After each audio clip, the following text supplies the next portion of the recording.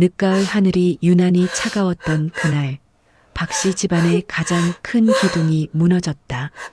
68년을 살며 오직 가족만을 위해 살아온 어머니 박순옥 씨가 갑작스러운 심장마비로 세상을 떠났다. 장례식장은 조문객들로 북적였다. 동네 사람들, 교회 신도들, 그리고 자녀들의 친구들까지 모두 왔다. 그만큼 어머니는 주변 사람들에게 사랑받는 분이셨다. 어머니는 정말 성인 같으신 분이었어요. 평생 남을 위해서만 사셨는데 이런 분이 먼저 가시다니 세상이 참 불공평해요. 조문객들의 말을 들으며 큰아들 박민주는 고개를 숙였다. 48세인 그는 어머니의 맏아들로서 장례를 주도하고 있었지만 마음 한편으로는 죄책감이 밀려왔다.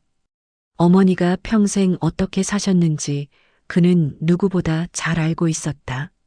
아버지가 사업을 실패하고 술에 빠져 지낼 때 어머니는 새벽부터 밤늦게까지 일했다. 식당에서 설거지를 하고 남의 집 청소를 하고 시장에서 김치를 팔면서 가족을 먹여 살렸다. 그때 민주는 중학생이었다. 친구들이 새 운동화를 신고 다닐 때 그는 구멍난 운동화를 신었다. 하지만 어머니는 괜찮다. 우리 아들이 제일 잘생겼으니까라며 웃어주셨다.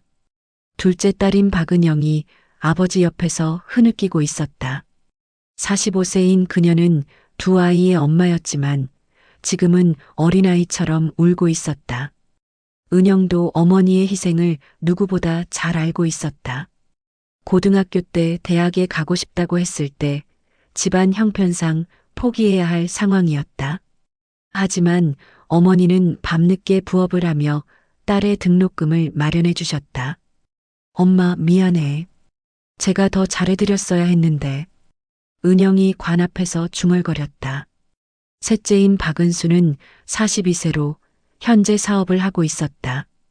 그는 남자답지 않게 눈물을 많이 흘리는 편이었는데 오늘만큼은 그 누구도 그를 나무라지 않았다. 은수가 대학 졸업 후 취업에 실패했을 때 어머니는 괜찮다. 우리 은수는 분명히 큰 일을 할 거야라며 용기를 북돋워 주셨다. 그리고 작은 사업 자금을 위해 몰래 돈을 모아서 도와주셨다. 막내딸인 박은지는 40세로 아직 결혼하지 않은 채 어머니와 함께 살고 있었다. 그녀가 가장 많이 울고 있었다. 어머니와 가장 많은 시간을 보낸 것은 그녀였기 때문이다. 어떻게 갑자기 이런 일이. 은지는 말도 제대로 잊지 못했다. 아버지 박정수 씨는 70세로 어머니보다 2살 많았다. 그는 관 옆에 앉아서 멍하니 허공을 바라보고 있었다. 50년을 함께 산 아내를 잃은 충격이 너무 컸다. 여보, 나를 두고 어디로 간 거야? 아버지의 중얼거림에 모든 가족들의 가슴이 미어졌다. 조문객 중에는 어머니와 함께 교회에 다니던 권사님들도 많이 왔다. 순옥 권사님은 정말 남을 위해서만 사신 분이에요. 교회에서 굳은 일이 있으면 항상 먼저 나서셨죠. 맞아요. 어려운 교인이 있으면 뒤에서 몰래 도와주시기도 하셨고, 그런데 정작 본인을 위해서는 아무것도 사지 않으셨어요. 늘 낡은 옷만 입으시고, 교회분들의 이야기를 들으며 자녀들은 더욱 마음이 아팠다. 어머니가 다른 사람들까지 도우며 살았다는 사실을 새삼 깨달았기 때문이다. 이웃 아주머니도 와서 말했다. 순옥 씨는 정말 손이 귀한 분이었어요. 제가 아플 때 미역국 끓여다 주시고 반찬도 나눠주시고, 그런데 정작 본인은 늘 검소하게 사셨죠. 맞아요. 한 번도 본인을 위해 뭔가 사시는 걸 본 적이 없어요. 항상 가족 생각만 하셨죠. 자녀들은 이런 이야기들을 들으며 점점 죄책감에 빠져들었다. 어머니가 그렇게 희생하며 살았는데 정작 자신들은 그것을 당연하게 여기고 살았던 건 아닌가 하는 생각이 들었다. 빈소를 지키는 3일 동안 가족들은 어머니의 삶을 되돌아봤다. 민주는 자신이 결혼할 때를 떠올렸다. 어머니는 결혼식 비용을 위해 몰래 돈을 모으셨다. 나중에 안 사실이지만 그 돈을 마련하기 위해 어머니는 몇 달 동안 새벽 4시부터 일어나 김치를 담가서 파셨다고 했다. 그때 어머니가 얼마나 고생하셨는지 나는 왜 몰랐을까? 민준이 혼자 중얼거렸다. 은영은 자신의 아이들이 태어났을 때를 생각했다. 산후조리를 위해 어머니가 한 달 동안 오셨는데 그때 어머니는 하루도 쉬지 않고 일했다. 손자, 손녀를 돌보면서도 집안일, 요리, 빨래까지 모든 것을 혼자 하셨다. 제가 편히 쉴 수 있었던 건 어머니 덕분이었는데 고마움도 제대로 표현하지 못했어. 은영이 후회했다. 은수는 자신이 사업에 실패했을 때를 떠올렸다.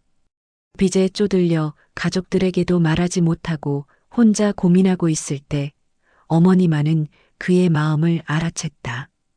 그리고 어디서 구했는지도 모를 돈을 건네주시며 힘내라, 우리 아들이라고 하셨다. 그때 그 돈이 어머니에겐 얼마나 소중한 돈이었을까. 나는 감사하다는 말도 제대로 하지 않았는데 은수의 가슴이 아팠다. 막내 은지는 가장 많은 기억을 가지고 있었다. 어머니와 함께 산 시간이 가장 길었기 때문이다. 그녀는 어머니가 새벽마다 일어나서 가족들 아침을 준비하는 모습을 매일 봤다. 그리고 밤늦게 설거지를 하고 빨래를 개고 다음날 준비를 하는 모습도. 어머니는 언제 본인을 위한 시간을 가졌을까? 나는 왜 그런 생각을 하지 못했을까? 은지는 자책했다. 아버지 박정수 씨도 평생 함께한 아내를 떠올리며 마음이 아팠다. 자신이 사업에 실패하고 술에 빠져 있을 때 아내는 한 번도 원망하지 않았다. 오히려 당신 잘못이 아니에요. 다시 시작할 수 있어요 라며 격려해줬다. 그리고 그 이후로 아내는 평생 일을 했다. 집 밖에서 돈을 벌어오고 집에서는 가족을 돌보고 정말 쉬는 날이 없었다. 여보, 내가 당신을 너무 힘들게 했구나. 미안해. 아버지는 혼자 중얼거렸다.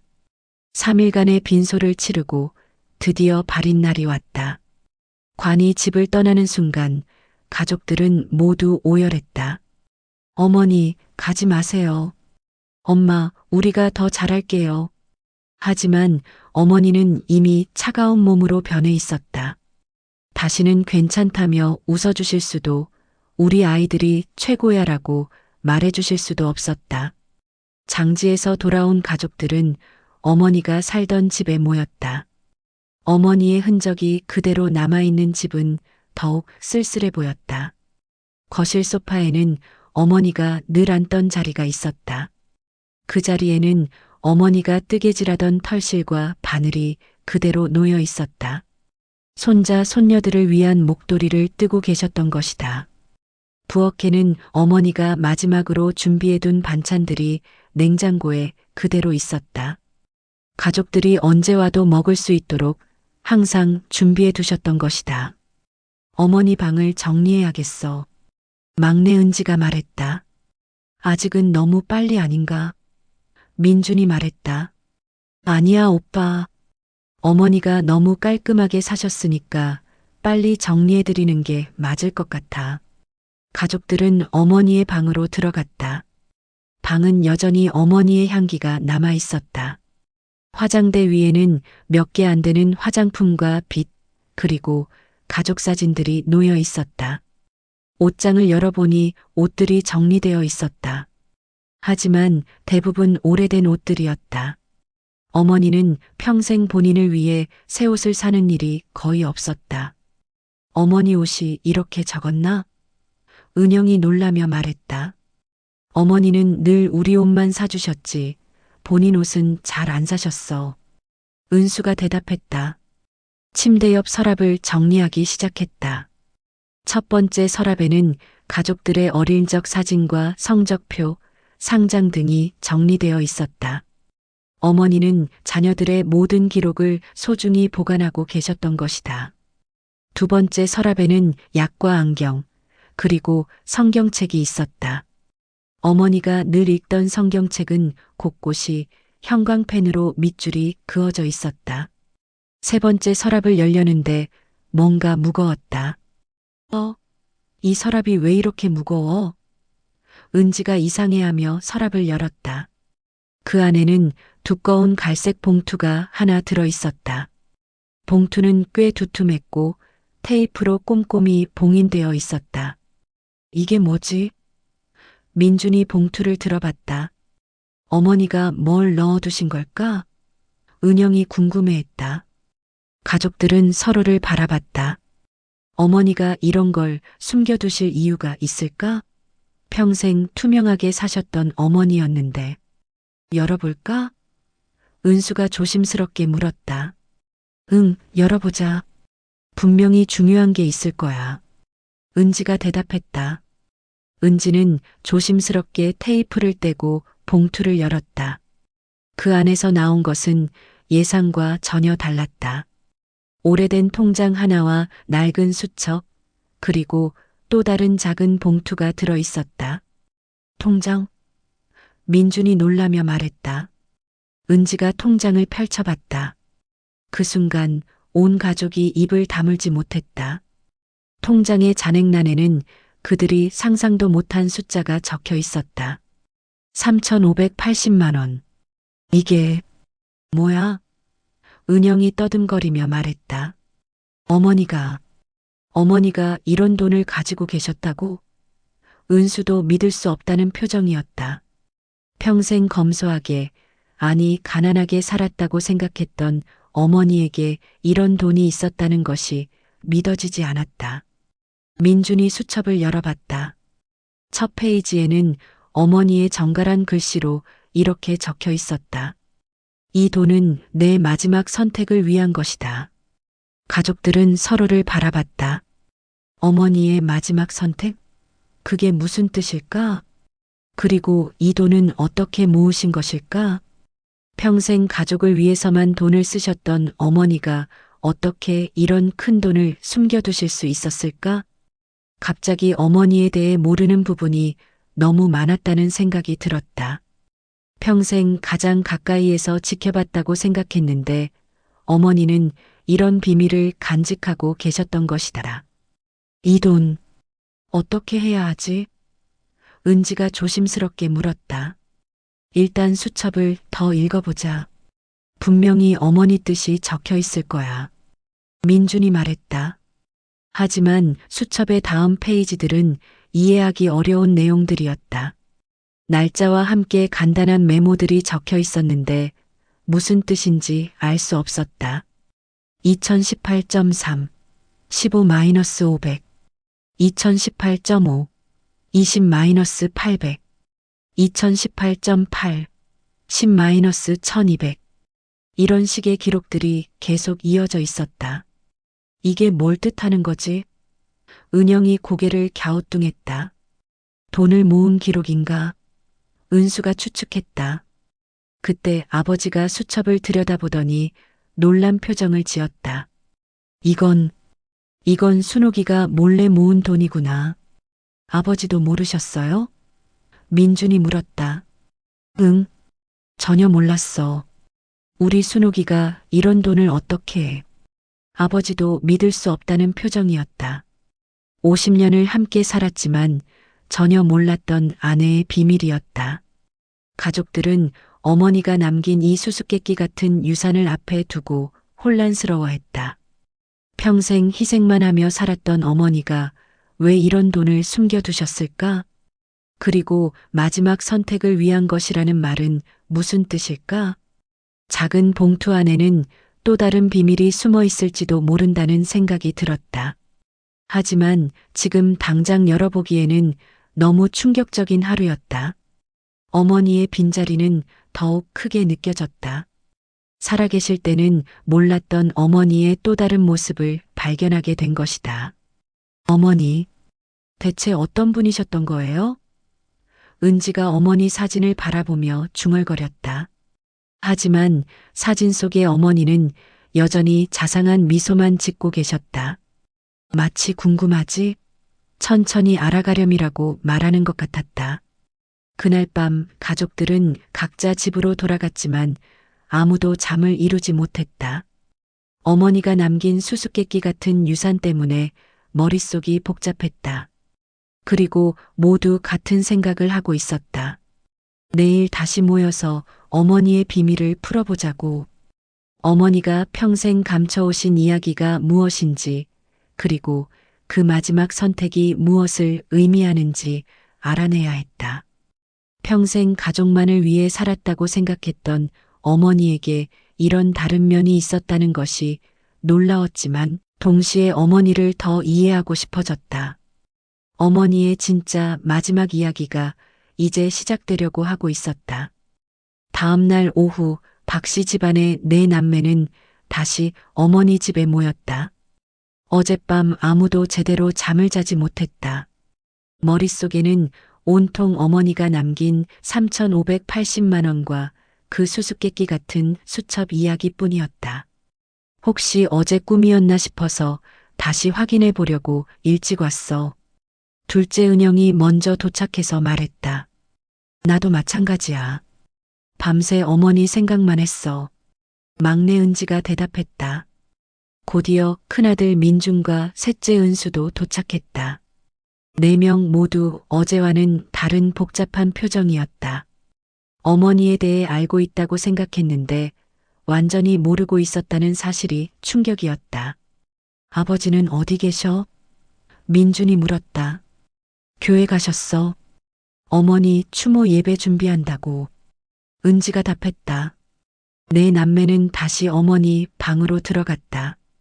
어제 발견한 통장과 수첩, 그리고 아직 열어보지 않은 작은 봉투가 그대로 있었다. 자, 그럼 어제 못 다 본 걸 자세히 살펴보자. 민준이 말했다. 은영이 통장을 다시 펼쳤다. 어제는 자네게만 놀라서 자세히 보지 못했는데 오늘 보니 더 놀라운 것들이 있었다. 이거 봐. 입금 내역이 정말 특이해. 은영이 통장을 보며 말했다. 통장의 입금 내역을 보니 대부분 50만 원 이하의 작은 금액들이었다. 그것도 정기적으로가 아니라 불규칙하게 입금되어 있었다. 2018년 3월 15일 입금 마이너스 50만 원. 2018년 5월 20일 입금 마이너스 80만 원. 2018년 8월 10일 입금 마이너스 120만 원. 이 날짜들. 어제 수첩에 적힌 날짜와 똑같아. 은수가 수첩을 비교해보며 말했다. 수첩의 기록과 통장의 입금 날짜가 정확히 일치했다. 수첩에 적힌 숫자는 입금 금액을 줄여서 적은 것이었다. 그럼 어머니가 이 돈을 언제부터 모으기 시작하신 거야? 은지가 물었다. 민준이 통장을 처음부터 살펴봤다. 2016년 1월에 통장을 만드셨네. 그때부터 시작하신 것 같아. 2016년이면 내가 둘째 낳고 산후조리 받을 때구나. 은영이 기억을 떠올렸다. 나는 그때 사업 실패해서 힘들어할 때였어. 은수도 말했다. 그럼 우리가 각자 힘든 시기에 어머니가 이 돈을 모으기 시작하신 거네. 은지가 추측했다. 민준이 통장을 더 자세히 살펴보니 이상한 점을 발견했다. 잠깐, 이거 봐. 입금하는 방식이 너무 특이해. 다른 가족들도 통장을 들여다봤다. 일반적으로 통장에 돈을 넣을 때는 한 번에 넣는데 어머니는 여러 번에 나누어서 넣으셨다. 예를 들어 80만 원을 넣을 때도 30만 원, 20만 원, 30만 원 이런 식으로 나누어서 입금하셨다. 왜 이렇게 나누어서 넣으셨을까? 은영이 의문을 표했다. 혹시 한 번에 큰 돈을 넣으면 눈에 띌까 봐서? 은수가 추측했다. 누구 눈에? 민준이 물었다. 아버지 눈에? 은지가 조심스럽게 말했다. 내 남매는 서로를 바라봤다. 어머니가 아버지 몰래 돈을 모으셨다는 뜻일까? 그때 은영이 수첩의 다른 페이지를 넘겨보며 놀란 표정을 지었다. 여기 이상한 게 더 있어.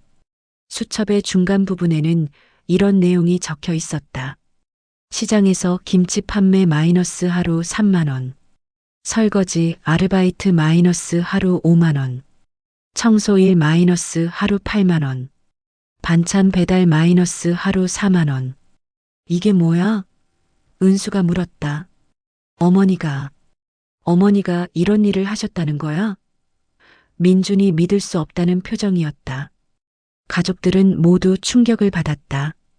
어머니가 이런 부업을 하고 계셨다는 사실을 전혀 몰랐기 때문이다. 언제 이런 일을 하셨지? 집에서 매일 보였는데. 은지가 당황했다. 은영이 수첩을 더 자세히 읽어보니 시간까지 적혀 있었다. 새벽 5시-8시 시장, 오전 9시-12시 청소, 오후 2시-5시 설거지. 어머니가 이렇게 바쁘게 사셨다는 거야? 은수의 목소리가 떨렸다. 우리는 왜 몰랐을까? 민준이 자책했다. 은지가 기억을 되짚어봤다. 생각해보니까 어머니가 자주 외출하셨어. 그런데 장 보러 간다. 교회 간다. 이렇게만 말씀하셨지. 그럼 장 보러 가신다고 하고 실제로는 일을 하러 가신 거야? 은영이 깨달았다. 내 남매는 점점 죄책감에 빠져들었다. 어머니가 이렇게까지 고생하고 계셨는데 자신들은 전혀 모르고 있었다는 것이 충격이었다.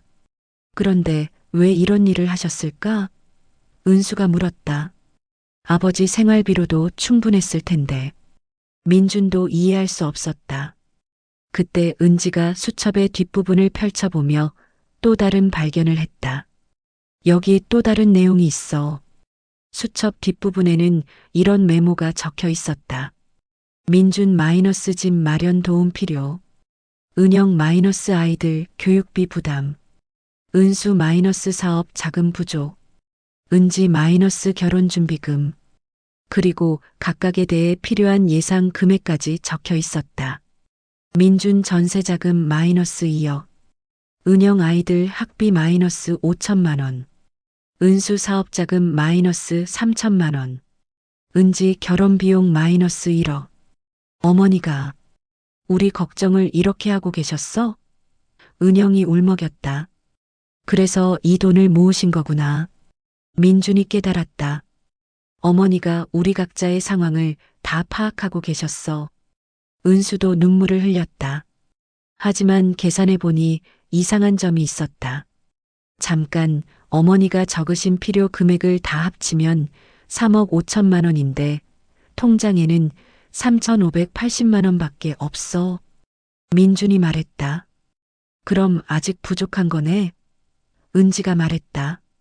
아니면 은영이 작은 봉투를 가리키며 말했다. 저기에 뭔가 더 있는 거 아닐까? 4명의 시선이 모두 작은 봉투로 향했다. 어제부터 궁금했지만 차마 열어보지 못했던 그 봉투 말이다. 열어볼까? 은수가 조심스럽게 물었다. 응, 열어보자. 민준이 대답했다. 은지가 조심스럽게 작은 봉투를 열었다. 안에는 편지 한 통과 또 다른 통장이 들어 있었다. 편지? 은영이 놀라며 말했다.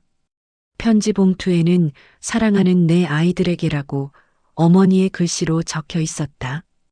이것도 통장이야? 은수가 또 다른 통장을 보며 말했다. 민준이 그 통장을 펼쳐봤다. 그 순간 또 한 번 충격이 밀려왔다. 잔액이 1억 2천만 원이었다. 이것도 어머니 것이야? 은영이 떠듬거리며 말했다. 그럼 총 1억 5천만 원 넘게 모으신 거네? 은지가 계산했다. 내 남매는 말문이 막혔다. 어머니가 이렇게 큰 돈을 모으고 계셨다는 것이 믿어지지 않았다. 이 통장은 또 언제부터 만드신 거야? 민준이 확인해 봤다. 2019년부터네. 3년 전부터. 두 번째 통장의 입금 내역은 첫 번째와 조금 달랐다. 금액이 더 컸다. 여기는 한 번에 100만 원, 200만 원씩 넣으셨네. 은영이 봤다. 어머니가 무슨 일을 더 하셨던 걸까? 은수가 궁금해했다. 그때 은지가 편지를 들어보며 말했다. 이 편지를 읽어보면 알 수 있을 것 같은데. 그런데 읽어도 될까? 은영이 망설였다. 어머니가 우리에게 주신 거니까 읽어야지. 민준이 말했다. 은지는 조심스럽게 편지 봉투를 열었다. 어머니의 정갈한 글씨로 쓰인 편지가 나왔다. 사랑하는 내 아이들아, 이 편지를 읽고 있다는 것은 내가 이미 너희들 곁을 떠났다는 뜻이겠구나. 미안하다. 너희들이 통장을 발견하고 놀랐을 것이다. 그리고 궁금할 것이다. 왜 엄마가 이런 돈을 숨겨두었는지. 사실 이 돈은 너희들을 위한 것이다. 하지만 동시에 나를 위한 것이기도 하다. 편지를 읽던 은지의 목소리가 떨렸다. 엄마를 위한 것이라는 게 무슨 뜻이지? 은수가 물었다. 은지가 계속 읽었다. 평생 너희들만을 위해 살았지만 마지막에는 나도 선택하고 싶었다. 이 돈을 어떻게 쓸지 스스로 정하고 싶었다. 하지만 그 선택이라는 것도 결국은 너희들을 위한 것이었다. 참 모순적이지? 이 돈을 어떻게 모았는지도 궁금할 것이다. 엄마는 지난 6년 동안 너희들 몰래 여러 가지 일을 했다. 6년 동안. 민준이 중얼거렸다. 우리가 정말 몰랐구나. 은영이 눈물을 흘렸다. 편지는 계속되었다. 새벽에는 시장에서 반찬을 팔았고 오전에는 청소 일을 했다. 오후에는 식당에서 설거지를 했고 저녁에는 반찬 배달을 했다. 너희들이 어디 가세요?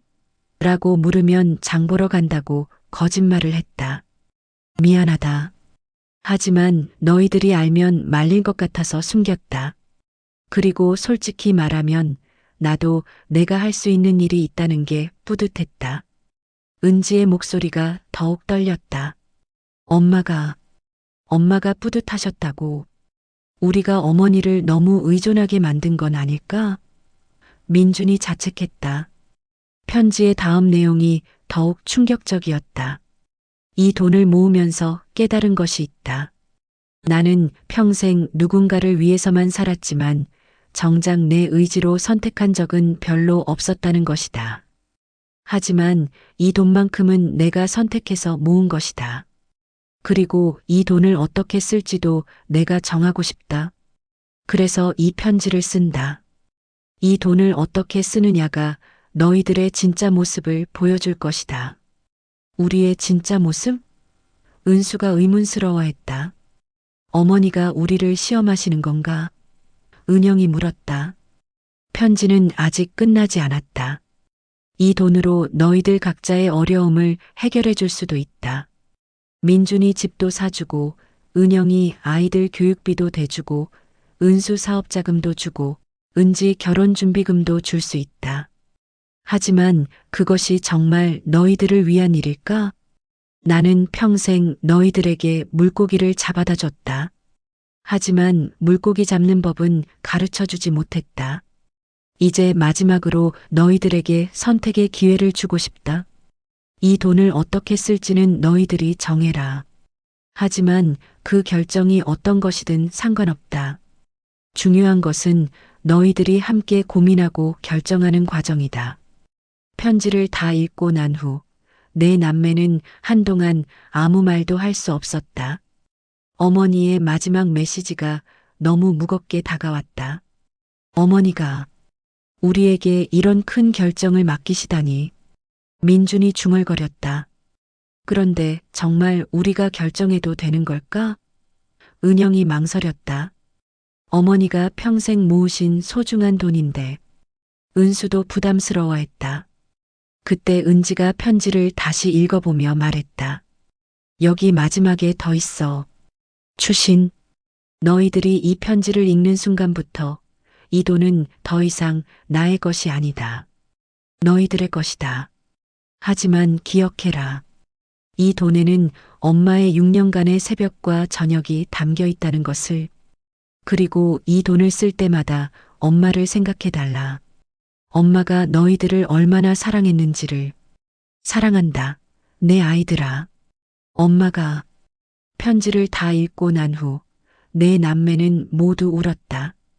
어머니의 사랑이 얼마나 깊고 넓었는지 새삼 깨달았다.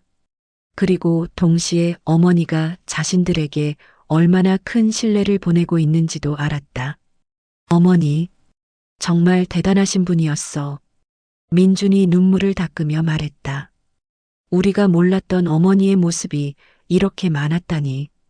은영도 감탄했다. 그런데 이제 어떻게 해야 하지? 은수가 현실적인 문제를 제기했다.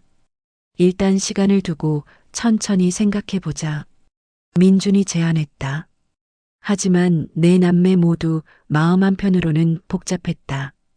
어머니의 사랑은 감사했지만 이런 큰 결정을 내리는 것이 부담스럽기도 했다.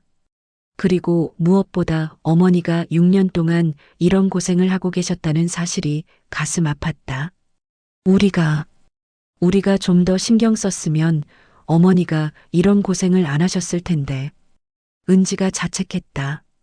이제 와서 후회해도 소용없어. 대신 어머니 뜻을 잘 받들어야지. 민준이 말했다. 그날 저녁 내 남매는 각자 집으로 돌아갔지만 머릿속은 복잡했다. 어머니가 남긴 1억 5천만 원 넘는 돈을 어떻게 써야 할지, 그리고 그 결정이 정말 어머니가 원하시는 방향인지 확신할 수 없었다. 하지만 한 가지는 확실했다. 어머니는 평생 희생만 하신 것이 아니라 마지막에는 자신의 의지로 선택하고 결정하신 강한 분이셨다는 것이다. 그리고 그 선택의 결과를 이제 자녀들에게 맡기셨다는 것이다. 어머니의 진짜 마지막 선물이 무엇인지 이제야 조금씩 이해되기 시작했다. 어머니의 편지를 발견한 지 3일이 지났다. 박씨 집안 네 남매는 각자의 집에서 고민에 고민을 거듭했지만 쉽게 답을 찾을 수 없었다.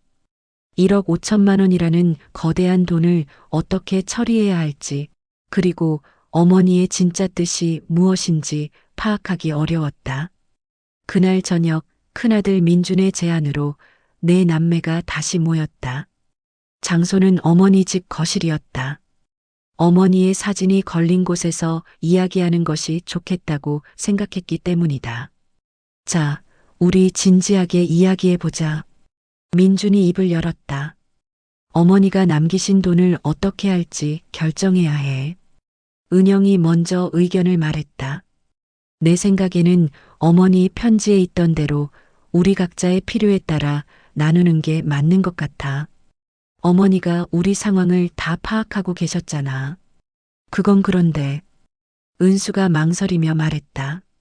그렇게 하면 어머니가 마지막에 하신 말씀의 의미가 없어지는 것 같아. 너희들의 진짜 모습을 보여줄 것이라고 하셨는데. 막내 은지도 동의했다. 맞아. 어머니가 단순히 돈을 나눠주려고 하신 게 아닌 것 같아. 뭔가 다른 뜻이 있으실 거야. 하지만 은영은 현실적으로 생각했다. 그래도 우리 각자 상황이 어려운 건 사실이잖아. 특히 민준 오빠는 아직도 전세살이고 나는 애들 교육비 때문에 힘들고. 민준이 손을 들어 제지했다. 잠깐 그런 식으로 말하지 말자. 우리가 어머니 돈을 노리고 있는 것처럼 들려. 노리고 있는 게 아니라 어머니가 우리를 위해서 모아두신 돈이잖아. 은영이 조금 날카롭게 대답했다. 분위기가 조금씩 험악해지기 시작했다. 은수가 중재하려고 했다. 우리 싸우지 말자. 어머니가 보고 계실 텐데. 하지만 은영은 이미 감정이 올라와 있었다. 나는 싸우자는 게 아니야. 현실적으로 생각해 보자는 거지. 어머니가 6년 동안 고생해서 모으신 돈인데 그냥 의미만 따지고 있으면 안 되지 않아? 그럼 누나는 어떻게 하자는 거야? 은지가 물었다. 어머니 수첩에 적힌 대로 하자는 거야. 민준 오빠 전세자금, 내 애들 교육비, 은수 사업자금, 은지 결혼준비금. 민준이 고개를 저었다. 그건 안 돼. 그렇게 하면 우리가 어머니 돈에 의존하는 거야. 어머니가 그런 걸 원하셨을까? 그럼 오빠는 어떻게 하자는 거야? 이 돈을 그냥 놔두자는 거야? 은영의 목소리가 점점 높아졌다. 사실 그녀는 두 아이의 교육비 때문에 경제적으로 많이 힘들었다. 어머니의 돈이 정말 절실했다. 은수도 비슷한 마음이었다. 사업이 잘 안 돼서 자금난에 시달리고 있었는데 어머니의 돈이 있으면 큰 도움이 될 것 같았다. 내 생각에는 은수가 조심스럽게 말했다.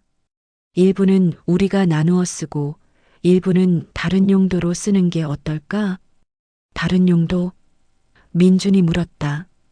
예를 들어서 어머니 추모 사업이나 어려운 사람들 돕는 데 쓰거나.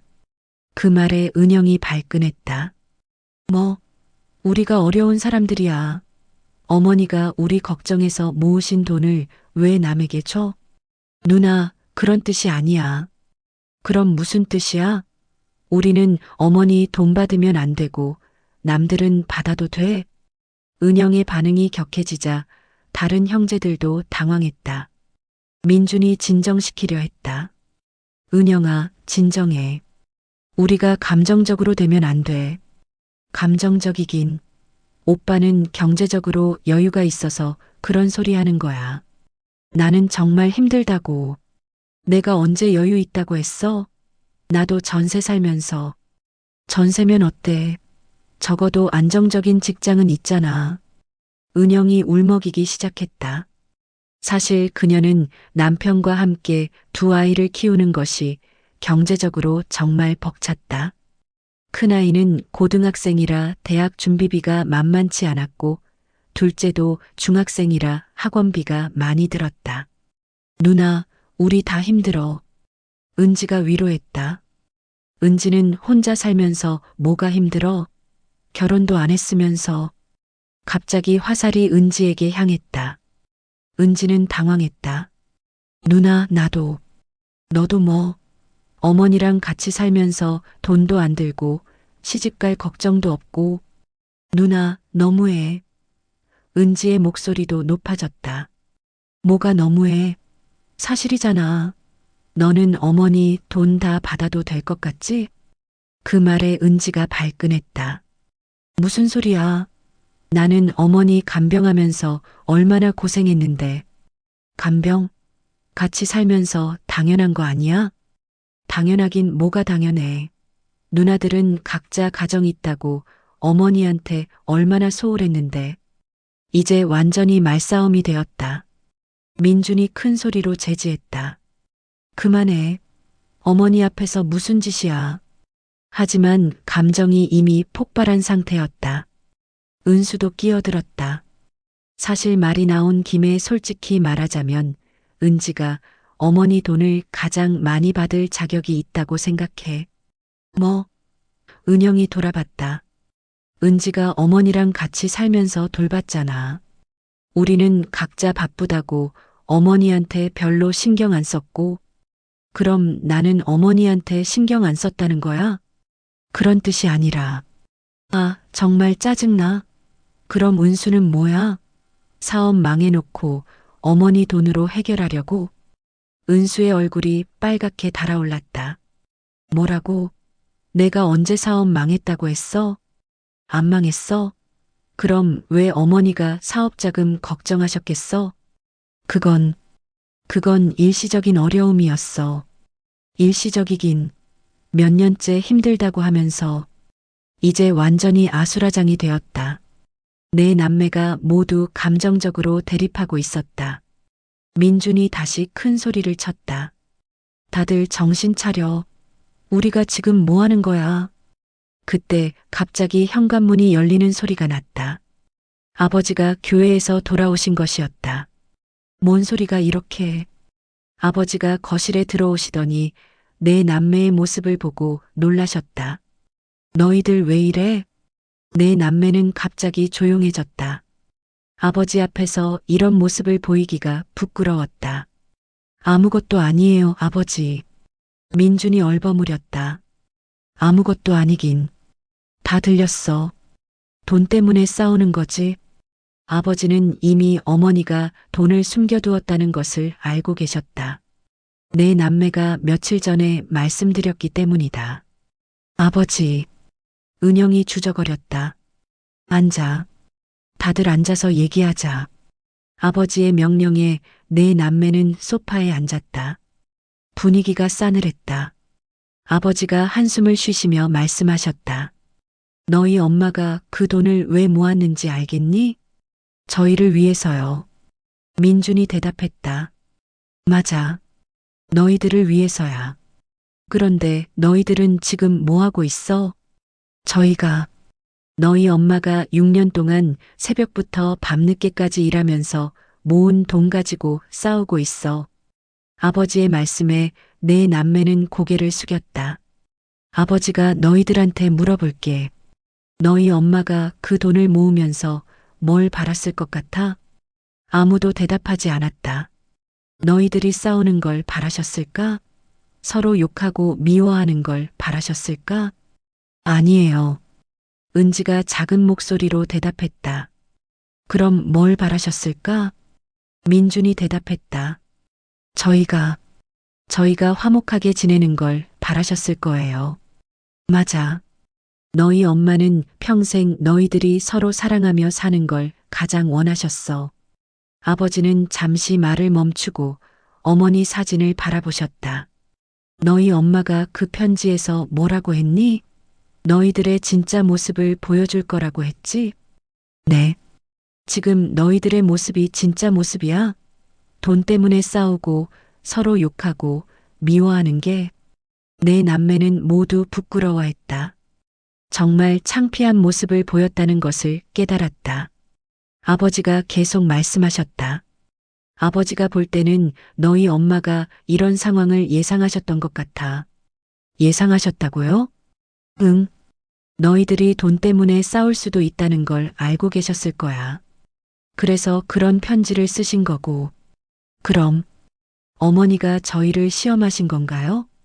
은수가 물었다. 시험이라기보다는 기회를 주신 거야.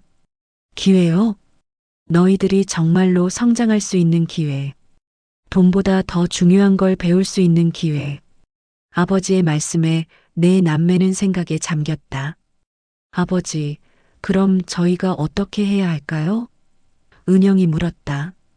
그건 너희들이 정해야 해. 아버지가 정해주는 게 아니라. 하지만 너무 어려워요. 어려운 게 당연해.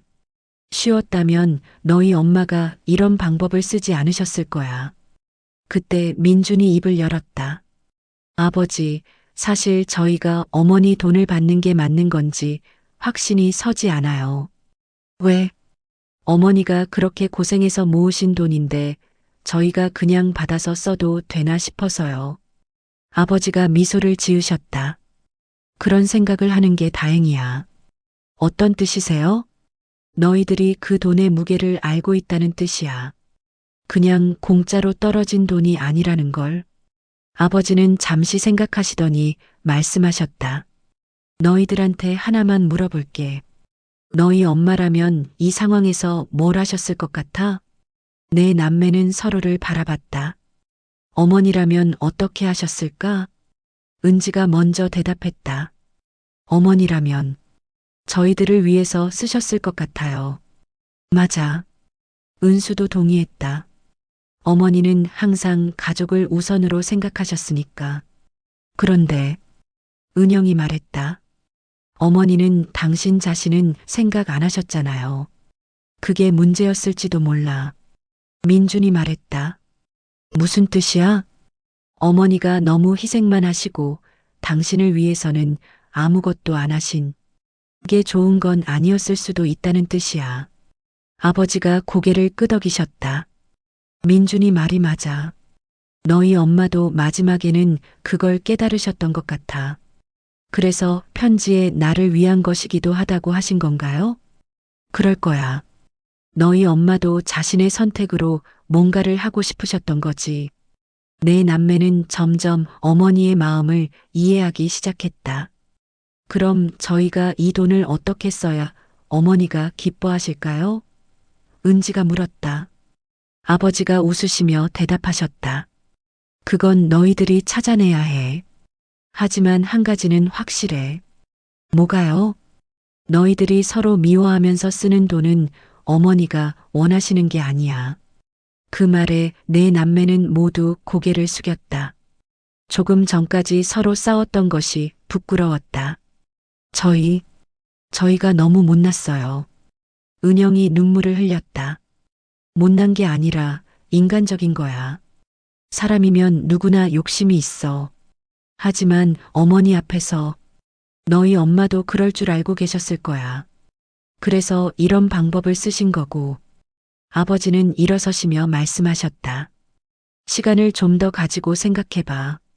그리고 무엇보다 서로 미워하지 마. 그게 너희 엄마가 가장 원하지 않는 일이야. 아버지가 방으로 들어가신 후 내 남매는 어색하게 앉아 있었다. 민준이 먼저 사과했다. 미안해. 내가 너무 잘난 척했나 봐. 은영도 고개를 숙였다. 나도 미안해. 너무 감정적이었어. 은수와 은지도 서로에게 사과했다. 우리가 정말 못났다. 은지가 말했다. 어머니가 그렇게 고생해서 모으신 돈 가지고 싸우다니. 하지만 여전히 해결책은 보이지 않았다. 어머니의 돈을 어떻게 써야 할지, 그것이 정말 어머니의 뜻에 맞는 것인지 알 수 없었다. 일단 오늘은 여기서 마무리하자. 민준이 제안했다. 응, 시간을 더 가지고 생각해보자. 내 남매는 그날 각자 집으로 돌아갔지만 마음은 더욱 복잡해졌다. 어머니의 사랑은 고마웠지만 그 사랑을 받아들이는 것이 이렇게 어려운 일인 줄 몰랐다. 그리고 어머니가 정말로 원하시는 것이 무엇인지 찾아내는 것이 가장 중요한 과제가 되었다. 어머니의 마지막 시험은 아직 끝나지 않았다. 형제 간의 격한 다툼이 있었던지 일주일이 지났다. 그 사이 내 남매는 서로 연락도 거의 하지 않았다. 각자 어머니의 돈을 어떻게 처리할지 고민하고 있었지만 명확한 답을 찾지 못하고 있었다. 그날 오후 막내 은지가 혼자 어머니 집에 와서 방 정리를 하고 있었다. 아버지는 교회 모임에 나가셨고 집은 조용했다. 은지는 어머니의 옷들을 정리하면서 눈물을 흘렸다.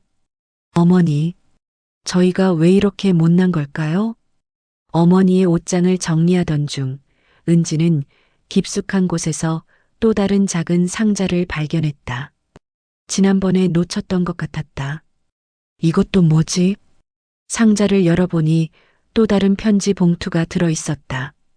겉면에는 내 진짜 마음이라고 적혀 있었다. 은지는 즉시 형제들에게 연락했다. 오빠들, 누나들, 어머니가 또 다른 편지를 남기셨어. 지금 당장 와서 같이 봐야 할 것 같아. 1시간 후, 내 남매가 다시 어머니 집에 모였다. 일주일 만에 만나는 것이라 서로 어색했지만 어머니의 또 다른 편지라는 말에 모두 달려왔다. 어디 있었어? 민준이 물었다. 옷장 깊숙한 곳에. 아마 일부러 찾기 어렵게 숨겨두신 것 같아. 은영이 편지 봉투를 살펴봤다. 내 진짜 마음. 그럼 지난번 편지는 진짜가 아니라는 거야? 아니면 더 깊은 속마음이 있으신 거 아닐까? 은수가 추측했다. 4명은 거실에 둘러앉았다. 어머니 사진이 내려다보는 곳에서였다. 누가 읽을까? 민준이 물었다. 은지가 발견했으니까 은지가 읽어. 은영이 말했다. 은지는 조심스럽게 봉투를 열었다. 지난번보다 더 긴 편지였다. 사랑하는 내 아이들아, 이 편지를 읽고 있다는 것은 너희들이 첫 번째 편지를 읽었지만 아직 답을 찾지 못했다는 뜻이겠지. 그리고 아마도 서로 싸웠을 거야. 첫 문장부터 형제들은 놀랐다. 어머니가 그들의 반응을 정확히 예측하셨던 것이다. 어머니가 우리가 싸울 걸 아셨네. 은수가 중얼거렸다. 은지가 계속 읽었다. 미안하다. 너희들을 일부러 어려운 상황에 빠뜨린 것 같아서. 하지만 이것이 내가 생각한 유일한 방법이었다. 엄마가 왜 이런 방법을 택했는지 이제 진짜 이유를 말해주겠다. 4명 모두 숨을 죽이고 들었다. 사실 이 돈을 모으기 시작한 것은 6년 전이 맞다. 하지만 처음 목적은 너희들을 위한 것이 아니었다. 뭐? 은영이 놀라며 중얼거렸다. 처음에는 나를 위한 것이었다. 편지의 내용은 예상과 완전히 달랐다. 6년 전 나는 문득 깨달았다. 50년 넘게 살면서 내가 정말 하고 싶었던 것이 무엇인지 한 번도 생각해 본 적이 없다는 것을. 결혼하고 아이들을 키우고 집안일을 하고 그것들이 전부였다. 나쁘지 않았다. 행복하기도 했다. 하지만 가끔씩 나는 누구지? 라는 생각이 들었다. 은지의 목소리가 떨렸다. 어머니의 솔직한 고백이 가슴에 와 닿았다. 그래서 돈을 모으기 시작했다. 나만의 돈을. 처음에는 뭘 할지도 몰랐다. 그냥 내가 결정할 수 있는 돈이 있다는 것만으로도 기분이 좋았다. 새벽에 시장에서 반찬을 팔고 남의 집 청소를 하고 설거지를 하는 것이 힘들긴 했지만 그것이 내 선택이라는 것이 기뻤다. 어머니가 이런 생각을 하고 계셨구나. 민준이 감탄했다. 처음 몇 개월은 정말 나를 위한 계획들을 세웠다. 혼자 여행을 가보고 싶었고 예쁜 옷도 사보고 싶었고 친구들과 맛있는 것도 먹어보고 싶었다. 하지만 시간이 지날수록 그런 생각들이 줄어들었다.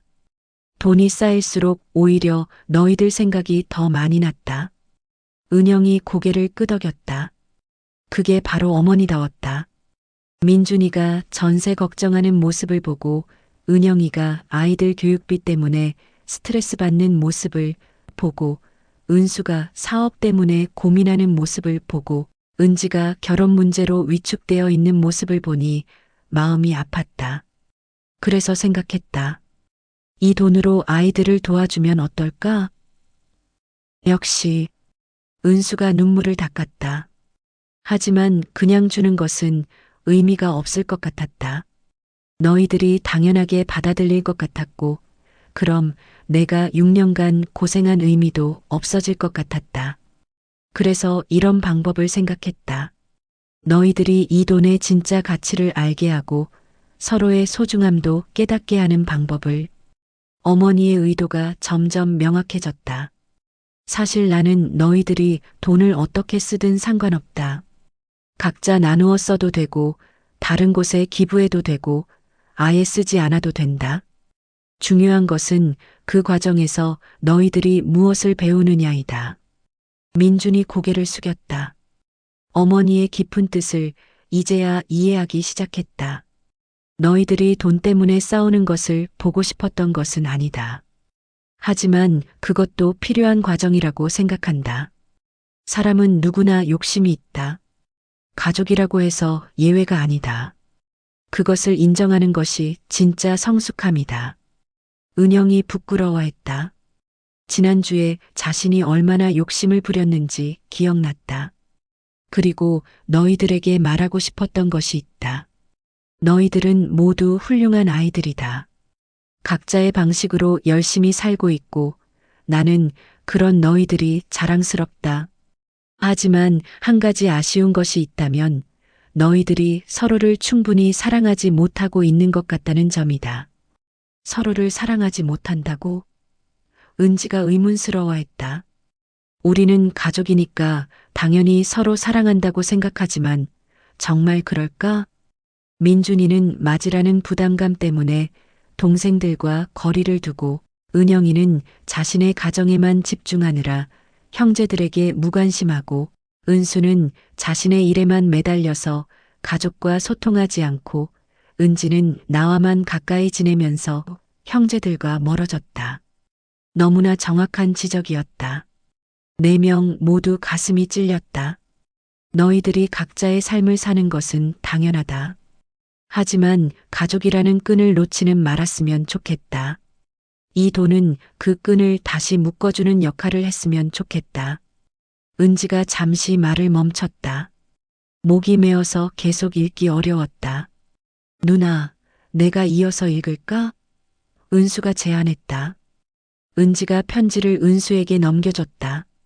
너희들이 이 편지를 읽고 있다면 아마 서로 많이 싸웠을 것이다. 그리고 지금은 미안해하고 있겠지. 그것으로 충분하다. 너희들이 서로에게 상처를 주고받았다는 것은 그만큼 서로를 신경 쓰고 있다는 뜻이니까. 어머니, 은영이 울먹였다. 이제 진짜 중요한 이야기를 하겠다. 이 돈에는 사실 조건이 하나 있다. 너희들이 반드시 함께 결정해야 한다는 조건이. 함께 결정한다고? 민준이 되물었다. 4명이 모두 동의하지 않으면 이 돈은 쓸 수 없다. 한 명이라도 반대하면 안 된다. 그리고 이 돈을 쓸 때는 반드시 4명이 함께 있어야 한다. 이것은 예상치 못한 조건이었다. 만약 너희들이 끝까지 합의하지 못하면 이 돈은 자동으로 자선단체에 기부된다. 이미 그렇게 준비해뒀다. 뭐? 4명이 동시에 놀랐다. 너희들이 싸우기만 하고 화해하지 못한다면 그 돈은 너희들 것이 아니다. 정말로 도움이 필요한 사람들에게 가는 것이 맞다. 어머니는 정말로 모든 것을 계획해 두셨던 것이다. 하지만 나는 믿는다. 너희들이 결국 올바른 선택을 할 것이라고. 너희들은 내 아이들이고 나는 너희들을 누구보다 잘 안다. 은수의 목소리도 떨리기 시작했다. 마지막으로 이 돈을 어떻게 쓰든 한 가지만 약속해달라. 서로를 미워하지 마라. 가족은 세상에서 가장 소중한 것이다. 돈은 잃어도 다시 벌 수 있지만 가족을 잃으면 다시 찾을 수 없다. 편지의 마지막 부분이었다. 나는 너희들을 믿는다. 그리고 사랑한다. 이 편지를 읽는 순간부터 30일 안에 결정하면 된다. 천천히 충분히 이야기하고 결정해라. 그리고 무엇을 선택하든 그것이 너희들의 진심이라면 나는 기쁠 것이다. 사랑한다. 내 아이들아. 너희들을 평생 사랑할 엄마가. 편지를 다 읽고 난 후 내 남매는 한동안 아무 말도 하지 못했다. 어머니의 마지막 편지는 그들이 예상했던 것보다 훨씬 깊고 복합적인 메시지를 담고 있었다. 민준이 먼저 입을 열었다. 어머니가 정말 대단하신 분이셨어. 맞아. 우리보다 훨씬 앞서 생각하고 계셨네. 은영도 감탄했다. 은수가 편지를 다시 펼쳐보며 말했다. 30일 안에 결정하라고 하셨는데 벌써 10일이 지났어. 그럼 20일 남았네. 은지가 계산했다. 그런데 민준이 망설이며 말했다. 정말 4명이 모두 동의해야 한다는 거야? 어머니가 그렇게 써놓으셨잖아. 은영이 답했다.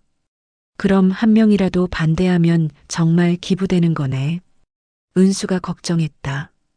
그때 은지가 말했다. 사실 그것도 나쁘지 않을 것 같아. 뭐? 다른 형제들이 놀라며 봤다. 어머니가 6년 동안 고생해서 모으신 돈이 정말 도움이 필요한 사람들에게 간다면 그것도 의미 있는 일이잖아. 그렇긴 하지만 은영이 복잡한 표정을 지었다. 민준이 생각에 잠겼다. 어머니가 정말 원하시는 게 뭘까?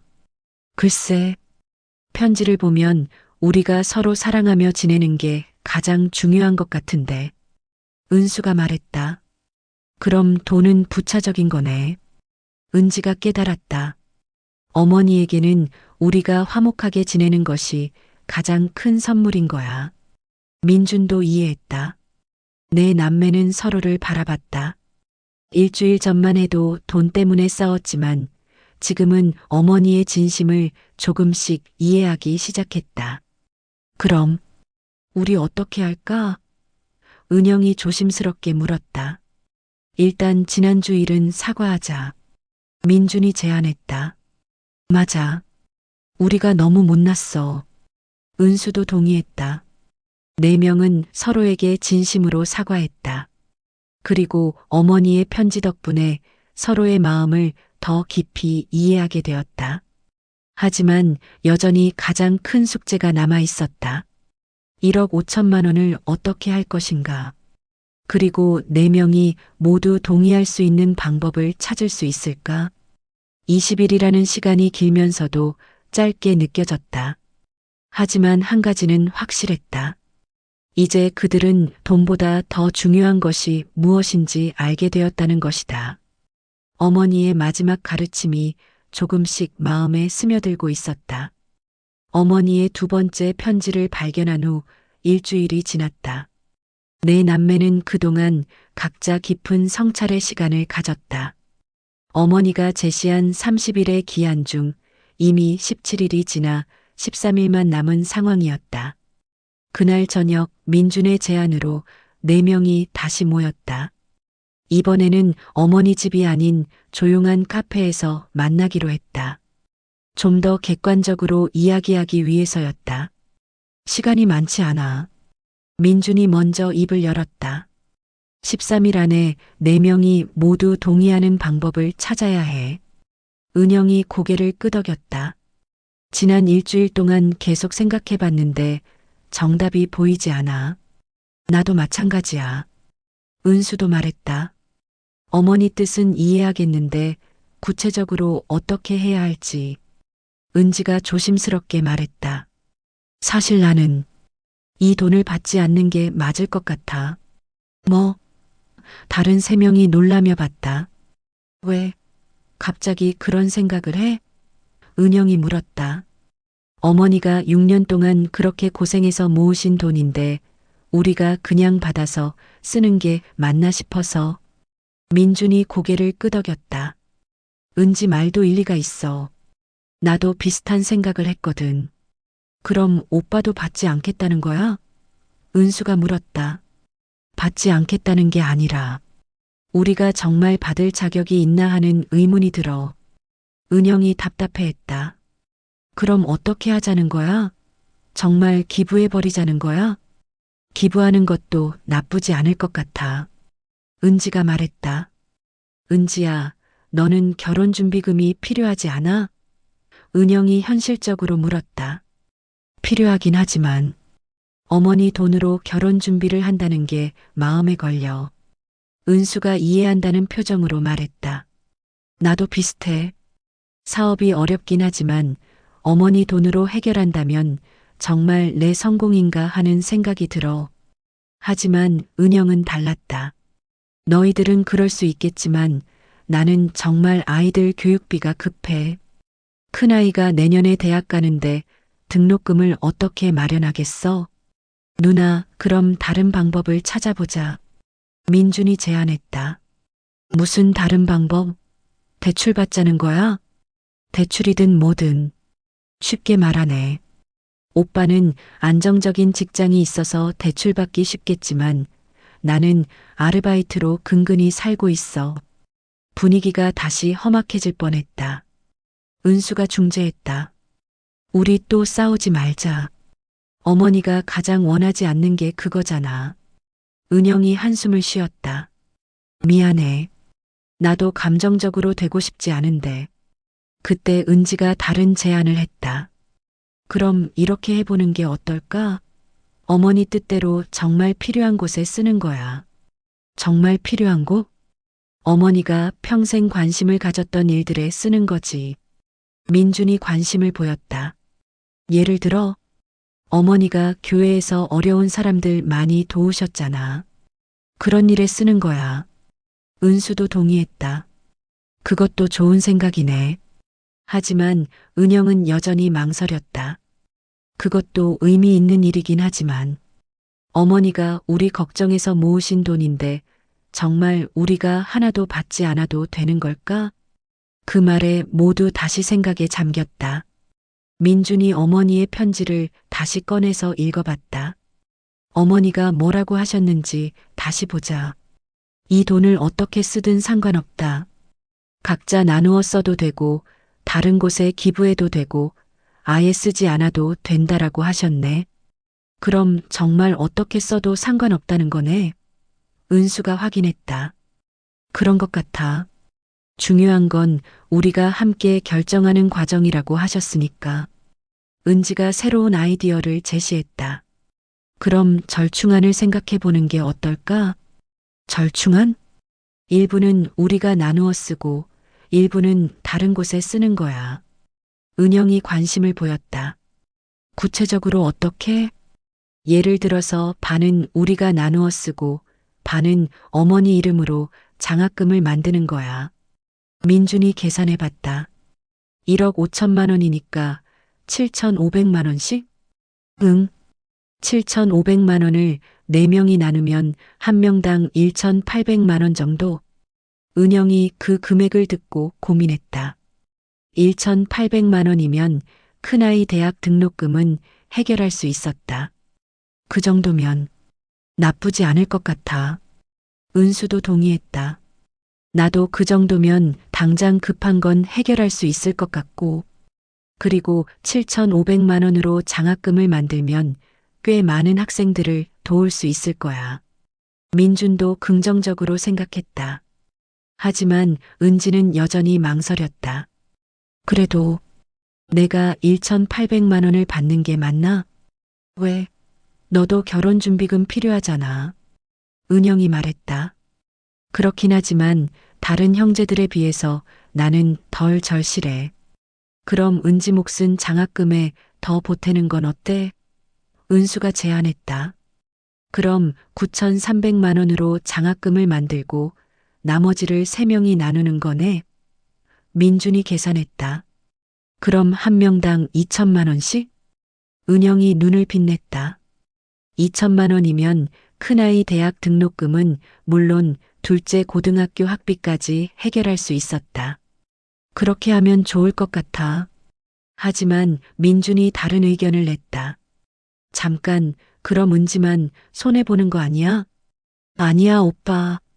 나는 정말 괜찮아. 괜찮긴 뭐가 괜찮아. 너도 똑같이 어머니 딸인데. 은수도 동의했다. 맞아. 은지가 어머니 간병 제일 많이 했는데 오히려 적게 받는다는 건 말이 안 돼. 그럼 어떻게 할까? 은영이 물었다. 그때 은지가 다른 제안을 했다.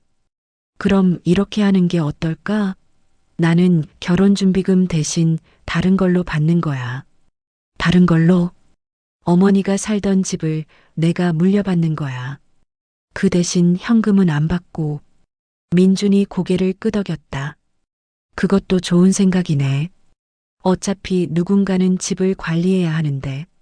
그럼 집은 은지가 물려받고 현금 1억 5천만 원은 반반으로 나누는 거네.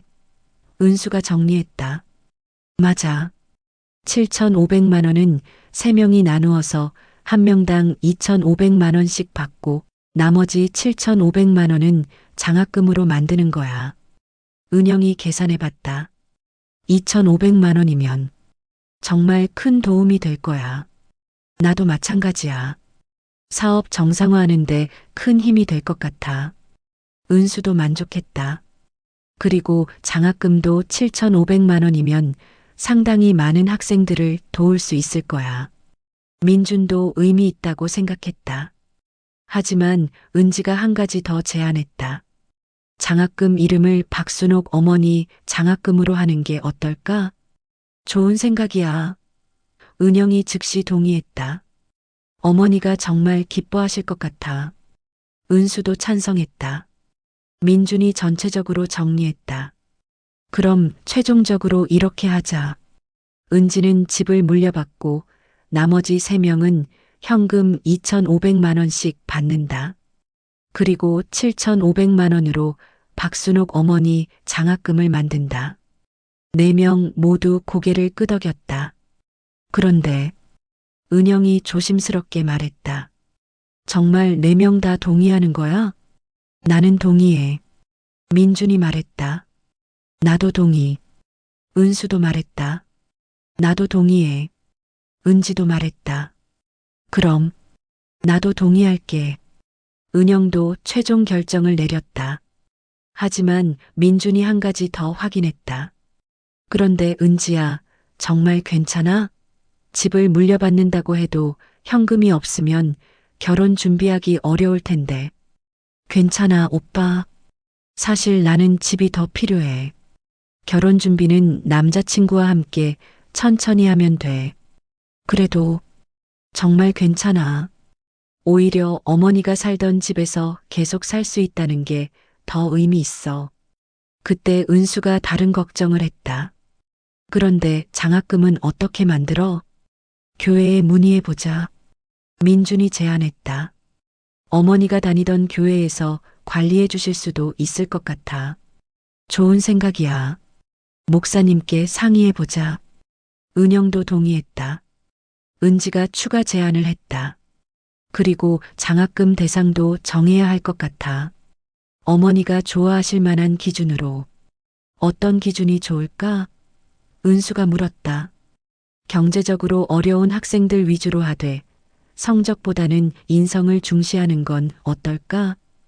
민준이 제안했다. 어머니가 정말 좋아하실 것 같아. 은영이 찬성했다. 네 명은 구체적인 계획을 세워나갔다. 장학금 운영 방법, 선발 기준, 관리 방식 등을 차근차근 정했다. 그런데 은지가 갑자기 걱정스러워했다.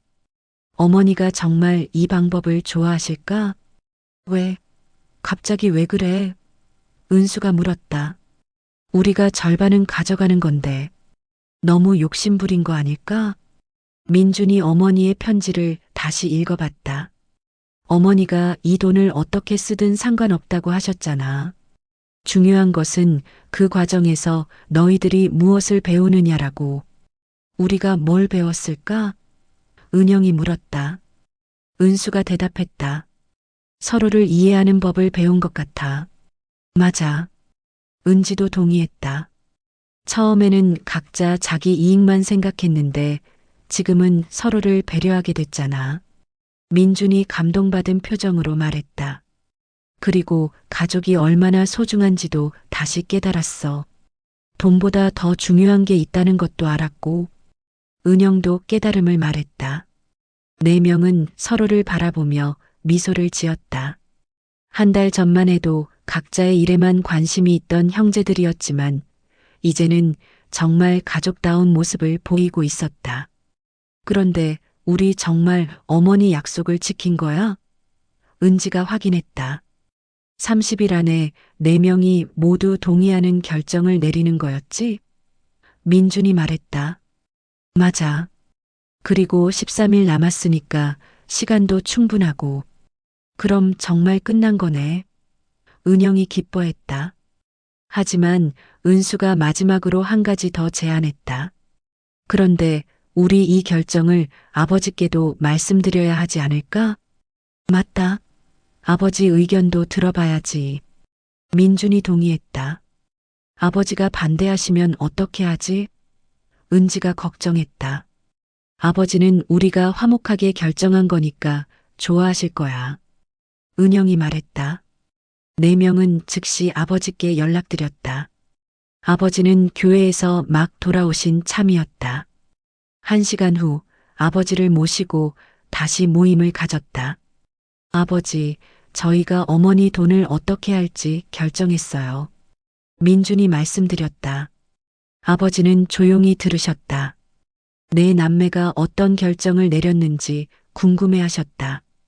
은지가 자세히 설명드렸다. 집은 자신이 물려받고 현금은 일부는 형제들이 나누고 일부는 장학금으로 만든다는 계획을. 아버지는 한참 동안 아무 말씀을 안 하셨다. 내 남매는 긴장했다. 아버지, 어떻게 생각하세요? 은수가 조심스럽게 물었다. 아버지가 천천히 입을 여셨다. 너희 엄마가 정말 기뻐하실 것 같다. 정말요? 은영이 안도했다. 응, 너희들이 서로를 생각하면서 결정한 게 보여. 저희가 욕심 부린 건 아닐까요? 민준이 걱정했다. 욕심이 아니야. 현실적인 필요를 인정하면서도 나눔을 실천하는 건 지혜로운 선택이야. 아버지의 말씀에 내 남매는 안심했다. 그리고 아버지가 계속 말씀하셨다. 너희들이 가장 중요한 걸 얻었어. 뭐려? 서로를 다시 사랑하는 법을. 그게 너희 엄마가 가장 원했던 거야. 그 말에 4명 모두 눈물이 났다. 어머니의 마지막 선물이 무엇이었는지 이제야 완전히 이해했다. 돈이 아니라 가족의 사랑이었다. 그리고 그 사랑을 다시 찾는 과정에서 그들은 모두 성장할 수 있었다. 어머니의 계획은 완벽했다. 3개월이 지났다. 박씨 집안 4남매는 어머니와 합의한 대로 모든 계획을 실행에 옮겼다. 오늘은 박순옥 어머니 장학금 첫 수여식이 있는 날이었다. 어머니가 다니던 교회 대예배실에는 장학금을 받게 될 학생들과 그 가족들, 그리고 교회 성도들이 모여 있었다. 단상에는 어머니의 사진과 함께 박순옥 권사 추모 장학금 수여식이라는 현수막이 걸려 있었다. 4남매와 아버지가 앞자리에 앉아 있었다. 민주는 정장을 차려입었고 은영은 2 아이와 함께 왔다. 은수는 아내와 딸과 함께, 은지는 남자친구와 함께 참석했다. 목사님이 단상에 올라가 인사말을 했다. 오늘은 우리 교회 고 박순옥 권사님을 기리는 뜻깊은 자리입니다. 박순옥 권사님은 평생을 남을 위해 살아가신 분이었습니다. 오늘 장학금을 받는 학생들도 권사님의 그 뜻을 이어받아 훌륭한 인재로 성장하길 바랍니다. 첫 번째 장학금 수혜자는 고등학생 김영희 양이었다. 아버지가 일찍 돌아가시고 어머니 혼자 2 아이를 키우며 생활비와 교육비를 벌어야 하는 어려운 상황이었다. 저는 정말 감사합니다. 영희가 단상에서 소감을 말했다.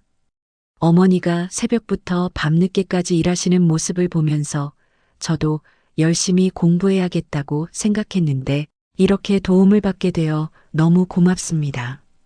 영희의 말을 들으며 은영이 눈물을 흘렸다. 자신의 상황과 너무 비슷했기 때문이다. 2 번째 수혜자는 대학생 이준호 군이었다. 부모님 모두 몸이 불편하셔서 아르바이트를 하며 학비를 벌고 있는 학생이었다. 저는 간호학과에 다니고 있습니다. 준호가 말했다. 아픈 분들을 돌보는 일을 하고 싶어서 선택한 과인데 이 장학금 덕분에 학업에 더 집중할 수 있게 되었습니다. 나중에 꼭 박순옥 권사님 같은 어른이 되겠습니다. 민준도 마음이 뜨거워졌다. 어머니의 뜻이 이런 식으로 이어지고 있다는 것이 의미 있었다. 총 10명의 학생이 장학금을 받았다. 한 명당 평균 300만 원씩 총 3천만 원이 첫 번째로 지급되었다. 남은 장학금으로 앞으로 3년간 더 많은 학생들을 도울 수 있을 예정이었다. 수여식이 끝난 후 4남매는 어머니 묘소를 찾았다. 오늘의 일을 어머니께 보고드리기 위해서였다.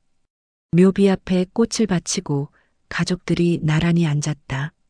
어머니, 민준이 먼저 말했다. 오늘 장학금 수여식 잘 마쳤어요. 어머니가 보셨겠지만 정말 어려운 학생들이 도움을 받게 됐어요. 은영도 말했다. 어머니, 저는 준서 대학 등록금 걱정 없이 보낼 수 있게 됐어요. 그리고 민서도 좋은 학원에 보내고 있어요. 정말 감사해요. 은수는 사업 근황을 보고했다. 어머니, 제 사업도 많이 안정됐어요. 어머니 도움 덕분에 새로운 사업장도 하나 더 낼 수 있을 것 같아요. 직원들도 더 고용하고요. 마지막으로 은지가 말했다. 어머니, 저는 어머니 집에서 잘 살고 있어요. 매일 어머니가 계신 것 같아서 외롭지 않아요. 그리고 내년 봄에 결혼해요. 어머니가 좋아하실 만한 사람이에요. 아버지도 한 말씀 하셨다. 여보, 우리 아이들이 정말 잘 컸어. 당신이 걱정할 필요 없어. 이제 서로 도우며 잘 살고 있어. 그날 저녁 내 가족은 모두 은지가 살고 있는 어머니 집에 모였다. 오랜만에 모든 가족이 한자리에 모이는 저녁 식사였다. 은지가 어머니가 해주시던 음식들을 준비했다.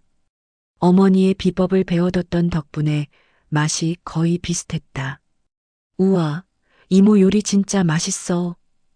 은영의 큰아들 준서가 말했다. 할머니 맛이랑 똑같아. 은수의 딸 수진이도 감탄했다. 식사를 하며 가족들은 그동안의 변화들을 이야기했다. 민주는 회사에서 승진했다는 소식을 전했다. 부서장으로 승진했어. 경제적 부담이 줄어드니까 일에 더 집중할 수 있게 됐더라. 은영은 아이들 교육에 대한 걱정이 많이 줄었다고 했다. 준서가 내년에 대학 가는 게 이렇게 마음 편할 줄 몰랐어. 어머니 덕분이야. 은수는 사업이 크게 확장되고 있다고 했다. 직원도 10명 더 뽑았어. 어머니 덕분에 많은 사람들에게 일자리도 줄 수 있게 됐고, 은지는 결혼 준비 근황을 말했다. 혼주님이 어머니 일을 듣고 정말 감동하시더라. 이런 어머니 밑에서 자란 딸이라면 믿을만하다고 하셨어. 아버지는 요즘 교회에서 장학금 관리 일을 도와주고 계신다고 하셨다.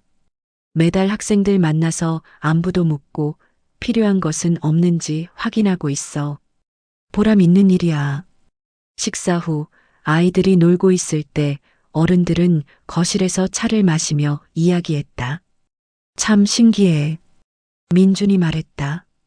어머니가 돌아가신 지 6개월밖에 안 됐는데 우리 가족이 이렇게 달라질 줄 누가 알았겠어. 맞아. 은영도 동의했다. 예전에는 명절 때나 만났는데 이제는 한 달에 2번은 모이잖아. 아이들도 좋아해. 은수가 말했다. 사촌들과 더 친해졌고 할아버지도 더 자주 뵐 수 있게 됐고 은지가 어머니 사진을 바라보며 말했다. 어머니가 정말 대단한 분이셨어. 이 모든 걸 계획하셨다니. 아버지가 미소를 지으시며 말씀하셨다. 너희 엄마는 원래 그런 분이셨어. 멀리까지 내다보는 눈이 있으셨지. 그런데 아버지, 민준이 물었다. 어머니가 6년 동안 그렇게 일하신 것도 정말 몰랐어요? 아버지가 잠시 망설이시더니 말씀하셨다. 사실 알고 있었어. 뭐? 4명이 동시에 놀랐다. 언제부터요? 은영이 물었다.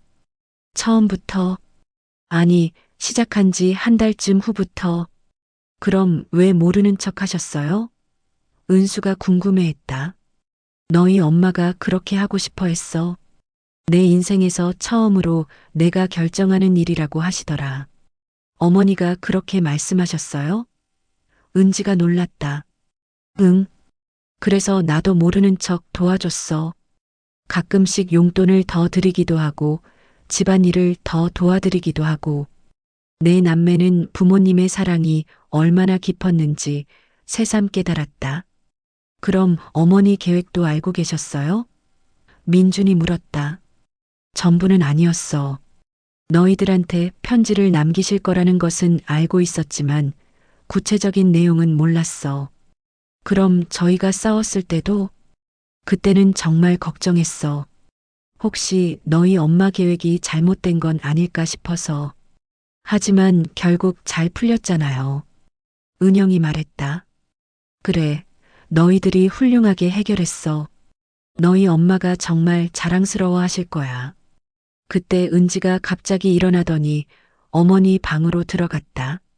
잠시 후 작은 상자를 들고 나왔다. 이게 뭐야? 민준이 물었다. 어머니가 마지막에 쓰시던 일기장. 며칠 전에 발견했는데 마지막 페이지에 우리에 대한 글이 있어. 은지가 일기장을 펼쳐서 읽기 시작했다. 2023년 2월 10일 어머니가 돌아가시기 일주일 전. 오늘 마지막 편지를 다 썼다. 아이들이 이 편지를 읽고 어떤 반응을 보일지 궁금하다. 분명히 처음에는 당황할 것이고 그 다음에는 싸울 것이고, 그리고 나서는 후회할 것이다. 하지만 결국에는 서로를 이해하게 될 것이다. 내가 이 아이들을 6년 동안 지켜보며 확신한 것이 하나 있다. 이 아이들은 모두 착한 아이들이라는 것이다. 민준이는 책임감이 강하고, 은영이는 현실적이지만 따뜻하고, 은수는 감정적이지만 순수하고, 은지는 희생적이지만 지혜롭다. 이런 아이들이라면 분명히 올바른 선택을 할 것이다. 은지의 목소리가 떨렸다. 그리고 내가 이 일을 하면서 가장 행복했던 순간은 돈을 모을 때가 아니라 이 계획을 세울 때였다. 내 아이들이 더 나은 사람이 되는데 도움이 될 수 있다는 생각에 정말 기뻤다. 나는 평생 아이들을 위해 살았지만 마지막에는 아이들이 나를 위해서도 생각해 주었으면 좋겠다. 내가 그냥 희생만 한 어머니가 아니라 꿈과 의지가 있던 한 사람이었다는 것을 기억해 주었으면 좋겠다. 일기를 다 읽고 난 후 모든 가족이 조용해졌다. 민준이 먼저 말했다. 어머니, 정말 우리보다 훨씬 앞서 계셨어. 우리가 어머니에 대해서 너무 몰랐구나. 은영도 반성했다. 어머니도 꿈이 있으셨고 자신만의 삶을 원하셨구나. 은수가 깨달았다. 은지가 마지막으로 말했다. 어머니는 마지막까지 우리를 가르치려고 하셨어. 돈으로 가르치는 게 아니라 사랑으로 가르치시려고. 아버지가 고개를 끄덕이시며 말씀하셨다. 그래, 너희 엄마는 마지막까지 선생님이셨어. 우리 모두의. 그 순간 모든 가족이 어머니의 진짜 선물이 무엇이었는지 완전히 이해했다. 돈이 아니었다. 돈을 통해 배운 가족의 사랑이었다. 서로를 이해하고 배려하는 마음이었다. 그리고 나눔의 기쁨이었다. 6개월 전 어머니가 세상을 떠났을 때는 모든 것이 끝난 것 같았다. 하지만 지금 보니 모든 것이 새로 시작되었다. 가족은 더욱 가까워졌다. 각자의 삶은 더욱 풍요로워졌다. 그리고 어머니의 사랑은 장학금을 통해 더 많은 사람들에게 전해지고 있었다. 그날 밤 모든 가족이 돌아간 후 은지는 혼자 어머니 방에 앉아 있었다. 어머니, 정말 감사해요. 은지가 어머니 사진에게 말했다. 저희에게 이런 소중한 경험을 선물해 주셔서. 사진 속의 어머니는 여전히 자상한 미소를 짓고 계셨다. 마치 잘했다. 내 딸들아라고 말씀하시는 것 같았다. 1년 후 2번째 장학금 수여식이 열렸다. 이번에는 더 많은 학생들이 혜택을 받았고 박순옥 어머니 장학금은 지역에서 유명한 장학금이 되었다. 은지는 약속대로 결혼했고 신랑과 함께 어머니 집에서 신혼생활을 시작했다. 민주는 부장으로 승진했고 은영의 큰아들은 좋은 대학에 진학했다. 은수의 사업은 더욱 번창해서 지점을 하나 더 열었다. 무엇보다 내 가족은 한 달에 2번씩 만나는 전통을 계속 이어갔다. 아이들은 사촌들과 더 친해졌고 아버지는 손자 손녀들과 행복한 시간을 보내셨다. 어머니가 돌아가신 지 2년이 지난 어느 날 은지는 임신 소식을 알렸다. 어머니가 처음 증손자를 보시게 될 거예요. 은지가 배를 쓰다듬으며 말했다. 이름은 뭘로 지을 거야? 은영이 물었다. 아들이면 순호, 딸이면 순이로 지을까 해. 어머니 이름을 따서. 모든 가족이 그 제안에 박수를 쳤다. 9개월 후 건강한 아들이 태어났다. 이름은 박순호. 순호의 100일 잔치는 어머니 집에서 열렸다. 모든 가족이 모였고 어머니의 사진을 아기 옆에 놓고 기념사진을 찍었다. 어머니 보세요. 어머니 이름을 물려받은 증손자예요. 은지가 아기를 안고 어머니 사진에게 말했다. 그날 밤 아기 순호가 어머니 사진을 보고 방긋 웃었다. 마치 증조할머니를 알아보는 것처럼. 그 모습을 본 가족들은 모두 감동했다. 어머니가 순호를 축복해 주시는 것 같아. 민준이 말했다. 어머니의 사랑이 계속 이어지고 있어. 은영도 감동했다. 어머니 박순옥 씨가 남긴 마지막 선물은 이렇게 대를 이어 계속되고 있었다. 돈으로 시작되었지만 사랑으로 끝나는 이야기. 희생으로 시작되었지만 나눔으로 완성되는 이야기. 그리고 한 어머니의 지혜가 온 가족을 변화시킨 이야기. 어머니의 마지막 선물은 정말로 영원할 것이다.